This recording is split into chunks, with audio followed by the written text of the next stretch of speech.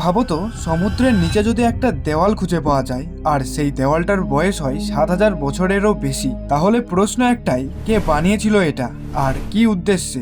ফ্রান্সের পশ্চিম উপকূলে সমুদ্রের প্রায় 30 ফুট নিচে ডুবুরিরা খুঁজে পান পাথরের তৈরি এই দেওয়াল। লম্বাই প্রায় 800 ফুট, একটার পর একটা ভারী পাথর পরিকল্পিতভাবে সাজানো, যা প্রমাণ করে এটা কোনো প্রাকৃতিক ঘটনা নয়। পরীক্ষা করে বিশেষজ্ঞরা জানান এই দেওয়াল তৈরি হয়েছিল প্রায় 7,000 বছর আগে। তখনকার মানুষ আধুনিক না হলেও নির্মাণ করার জ্ঞান তাদের ছিল, আর সেই সময় এই এলাকাটা সম্ভবত স্থলভাগের অংশ ছিল।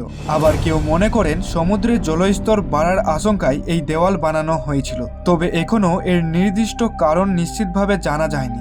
আর এখানেই সবচেয়ে বড় প্রশ্নটা উঠে আসে, এটা কিসের জন্য বানানো হতে পারে? কমেন্টে আপনার মতামত জানান। এরকম বাস্তব ঘটনা আর অজানা ইতিহাস জানতে ডার্ক সোর্সে সাথে থাকুন। ভিডিওটি ইনফরমেটিভ মনে হলে লাইক দিন। ধন্যবাদ।